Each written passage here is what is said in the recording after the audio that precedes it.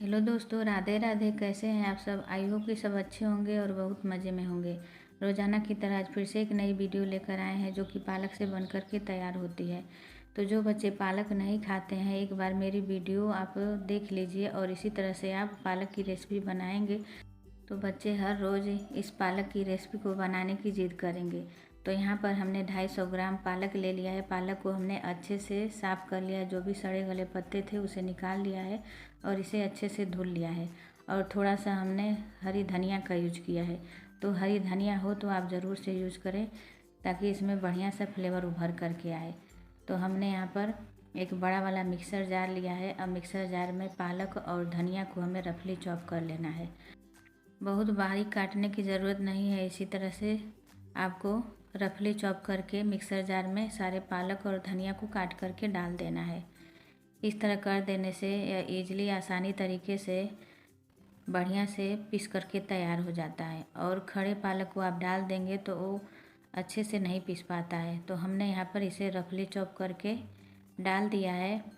अब इसमें हम 2 से 3 चम्मच पानी डालेंगे। इससे ज़्यादा आपको पानी डालने की ज़रूरत नहीं है। तो हमने यहाँ पर पानी को डाल दिया है।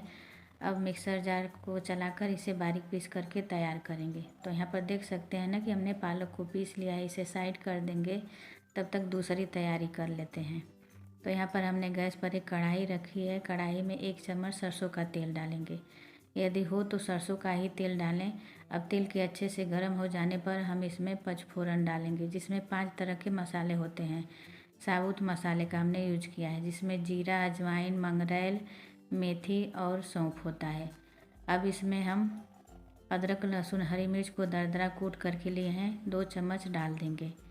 तो आप जब भी इस रेसिपी को ट्राई करें तो अदरक, लहसुन, हरी मिर्च को इसी तरह से दरदरा कूट करके डालेंगे तो इसका फ्लेवर बहुत ही बढ़िया आता है। काट करके डालेंगे तो उतना टेस्टी नहीं बनता है। अब इसमें चुटकी भर हींग डालेंगे। साथ ही में आधा चम्मच हल्दी पाउडर डालेंगे, आधा चम्मच सब्जी मसाला डालेंगे और इसे 5 सेकेंड के लिए मीडियम टू लो फ्लेम पर हम मसाले को भून लेंगे। फ्लेम को हाई मत करिएगा, क्योंकि हमने मसाले में पानी नहीं डाला है तो मसाला जल सकता है। तो मसाले को हम 5 सेकेंड के लिए भून लेंगे। साथ ही में यहाँ पर हम स्वाद अनुसार नमक डाल देंगे। आप नमक को बाद में भी ऐड कर सकते हैं, हमने पहले ही डाल दिया है। अब हमने यहाँ पर 4 से 5 मीडियम साइज़ के आलू को बॉयल करके मसल करके तैयार कर लिया है। तो आप आलू को बॉयल करके मसल लें, इसके बाद ठंडा यूज करें। तो हमने यहाँ पर आलू को डाल दिया है। अब मसाले के साथ आलू को हमें अच्छे से भूनना है। जितना बढ़िया से आप आलू को भुनेंगे, रेसिपी आपकी बहुत ही बढ़िया बन कर के तैयार होगी। तो आलू को भुनना ज़रूरी है। हमने बस 2 ही मसाले का यूज किया है, हल्दी पाउडर और सब्जी मसाला। आप चाहे तो इसमें चाट मसाला या फिर गरम मसाला का भी यूज कर सकते हैं। इतने में ही यह बहुत ही चटपटा बन कर के तैयार होता है। तो हमने इसीलिए कम मसाले का यूज किया है। तो यहाँ पर देख सकते हैं ना कि आलू अच्छे से भुन कर के तैयार हो गया है। तो खूब सारी हरी धनिया हम डालेंगे। धनिया डाल देने से इसका फ्लेवर और भी बढ़िया हो जाता है। तो धनिया को भरपूर मात्रा में ही डालें। अब धनिया डालने के बाद आलू में अच्छे से मिला लेंगे। यहाँ पर आलू हमारा भून करके तैयार हो गया है। अब गैस को बंद कर देंगे और इसे एक प्लेट में निकाल करके ठंडा कर लेंगे।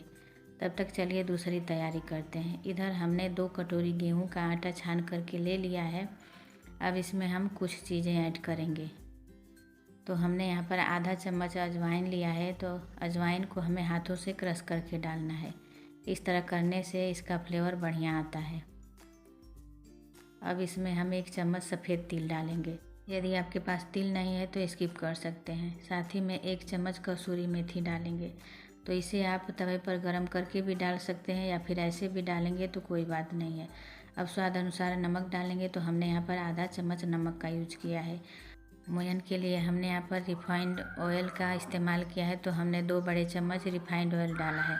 यहाँ पर आप देसी घी का भी इस्तेमाल कर सकते हैं। आपके पास जो भी अवेलेबल हो उसका यूज कर सकते हैं। अब आटे में हम मोयन को अच्छे से मिलाएंगे। तो हाथों की मदद से हमें मोयन को अच्छे से मिला लेना है। तो आप देख सकते हैं ना कि यहाँ पर इतना ही हमें मोयन चाहिए। अब इसमें हम जो पालक को पीस करके रखे थे उसे डाल देंगे। और इस आटे को आप कोशिश करें कि पालक से ही गूँथ करके तैयार करें, ज़रूरत पड़ने पर ही पानी डालेंगे। तो मिक्सर जार में हमने 2 चम्मच पानी डालकर इसी आटे में डाल दिया है। अब हम आटे को गूँथ करके तैयार करेंगे। तो यह आटा ना ज़्यादा हार्ड करना है और ना ही ज़्यादा सॉफ्ट करना है। अब आटे को इसी तरह से हमें गूँथ करके तैयार करना है। जब ज़रूरत लगेगी तो थोड़ा पानी डालकर इसका आटा हम गूँथेंगे। तो यहाँ पर देख सकते हैं ना कि हमने आटे में पानी नहीं डाला है, जो पालक का पेस्ट था उसी से हमने आटा गूँथ करके तैयार किया है। अब आटे को रेस्ट करने की भी ज़रूरत नहीं है। अब आटे से एक बड़ी सी लोई बना करके तैयार करेंगे। तो यहाँ पर हमने एक बड़ी सी लोई बना करके तैयार कर लिया है। अब इस पर हम सूखा आटा लगाएंगे और जो एक्स्ट्रा आटा रहेगा उसे हम हाथों की मदद से झाड़ कर निकाल देंगे और इसी तरह से हम लोई से कटोरी का शेप देंगे। तो हमने यहाँ पर कटोरी को बना करके तैयार कर लिया है। अब इसमें 2 चम्मच आलू की स्टफिंग भरेंगे। जिस तरह से आप आलू का पराठा, गोभी का पराठा या फिर कोई भी पराठा स्टफ़ करते हैं उसी तरह से हमें इसे भरना है। अब हाथों की मदद से आलू को दबाते हुए चारों तरफ से हमें कटोरी को ऊपर की तरफ ले जाना है। इसी तरह से दोनों हाथों से घुमाते हुए हमें इसे सील कर देना है। जितना बढ़िया से आप इसे सील करेंगे उतना ही बढ़िया आपका पराठा बन करके तैयार होगा। इस तरह से आप स्टफ्ड पराठा बनाएंगे तो आपके पराठे फटेंगे नहीं और गुब्बारे की तरह फूल करके तैयार होंगे।